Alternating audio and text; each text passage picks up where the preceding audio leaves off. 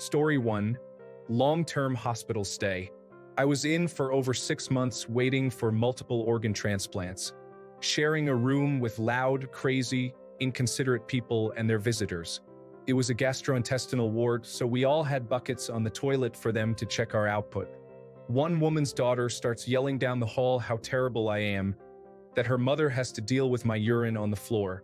That made it sound like I poured the urine on the floor when it was in a container. I couldn't stop crying. They switched my room, and one of the aides told them I was leaving because they made me cry. Lots of things like that. The upside was I got to know everyone from the porters to the kitchen crew, and they'd make it more fun. I tried to be a good patient and not complain, but it destroyed me mentally. I almost died a few times. It was near the children's hospital, and I'd see the kids outside playing. Talking with a nurse about it, I learned that a lot of parents left their kids and never came back because they couldn't deal with it. I wish I never heard that. Story 2. Epilepsy. Seizures are the easy part. The way it disrupts your life and makes you second-guess how you feel is challenging. You find yourself constantly asking, "Am I going to have a seizure right now?" The anxiety is genuinely real. Story 3. Migraine headaches. I have had a few that were so severe I wasn't sure how I was going to get through them. Sound hurts, lights hurt, the pain becomes blinding, and eventually, I start to pant like a dog. I have had to leave social gatherings and work a few times due to a migraine and wasn't even sure if I would be able to make the drive home. People who have never had a migraine tend to be dismissive of it, as if it's a normal headache and treat you like you're a drama queen. Story 4. The feeling of truly being alone, even when you are surrounded by people. It is something that cannot be fully grasped until you have experienced it yourself. Story 5. Being raised by a parent with untreated mental illness, particularly when they appear 100% normal to outsiders, was really something in retrospect. To have seen my parents cycle through dissociative identity disorder, DID, personas and then completely drop into a pleasant adult persona when answering a phone call. Story 6. Panic attacks. You cannot comprehend the physicality of these unless you've experienced them.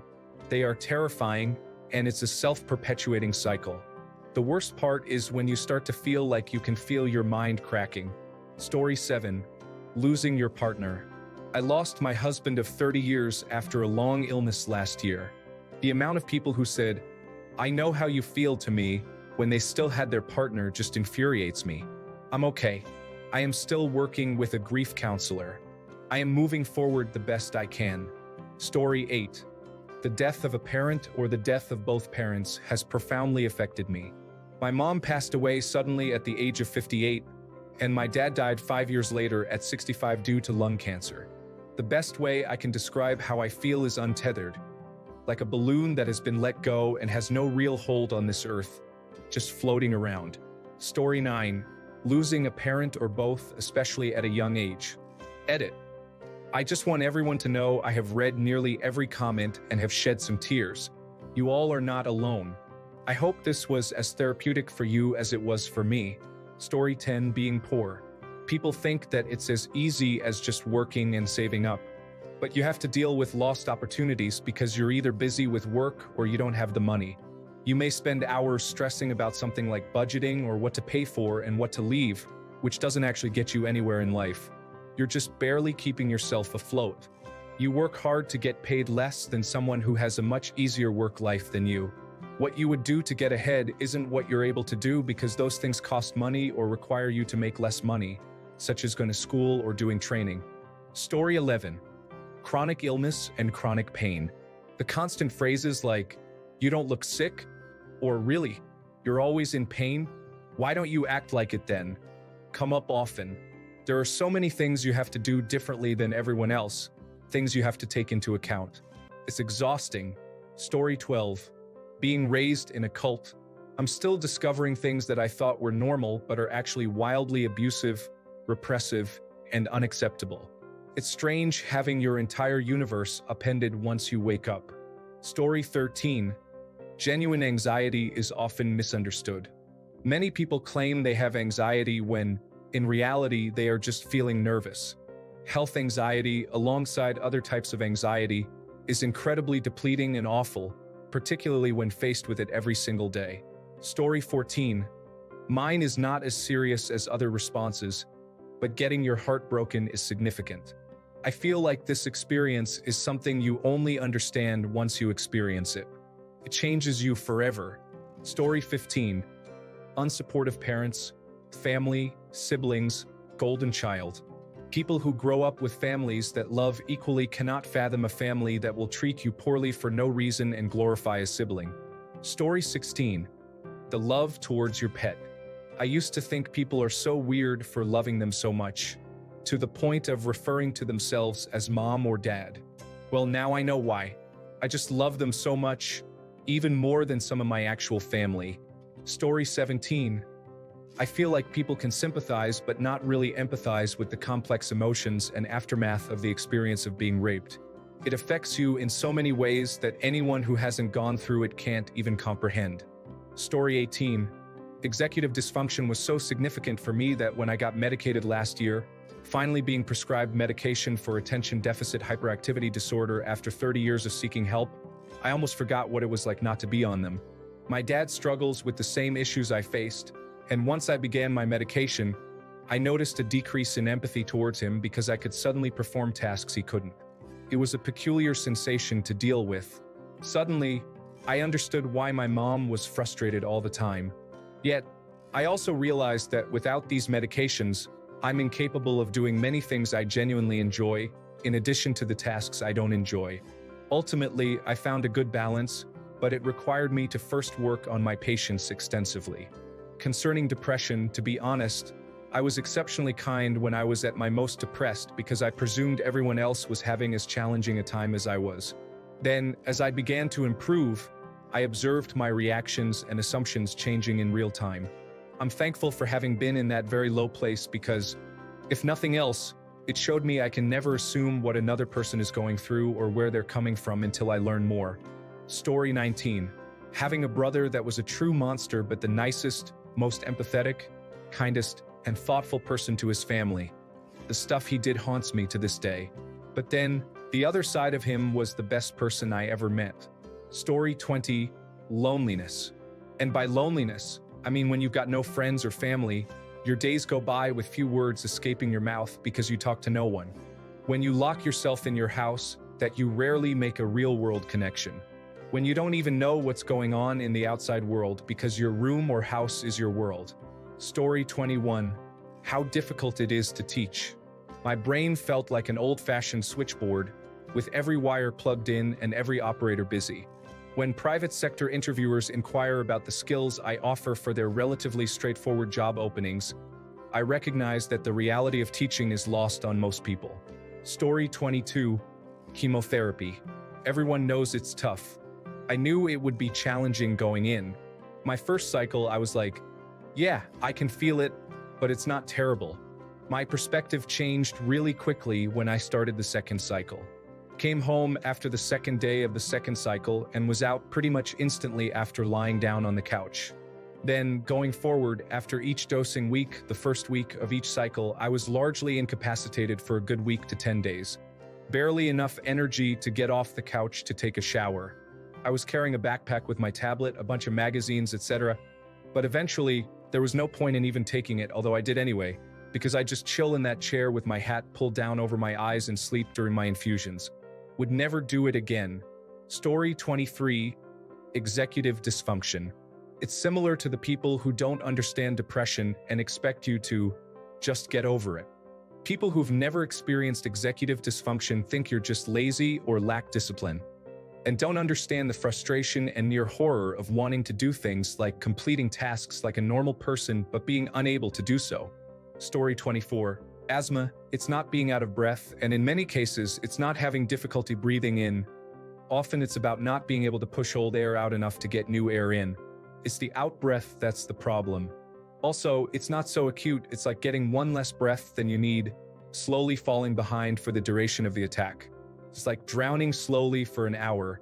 Also, hey Hollywood, stop portraying it as a confidence thing. It's truly physical and a disease.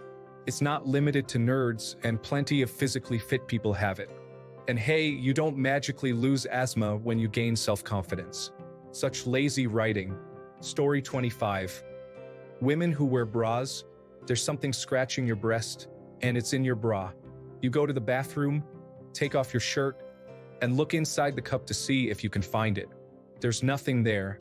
You think whatever it was must have gone. Several minutes later, you feel something scratching your breast again. You go back to the bathroom and take off your bra for a microscopic inspection, but still find nothing. Today is not your day. Story 26. Mental illness involves enduring the ups and downs while trying to keep a job and stay married. It is incredibly difficult. You move from job to job and from one relationship to another. Sometimes they last, but mostly you're solo. Even your family doesn't want to understand. In the end, you have to deal with it by yourself. That's all you can do. No nonsense. Story 27. Watching someone you love killing themselves with alcohol is agonizing. You can't control it and you can't cure it. It is their decision when to stop. I don't want to hear about Alcoholics Anonymous, self-management and recovery training, rehabilitation, therapy, or Al-Anon family groups. I don't want to sound like I know everything, but I am quite familiar with all of them. This person in my life is currently going inpatient to the hospital as often as bi-weekly for various reasons, and then checking themselves out to go home. They don't live with me as I keep a dry house and drink.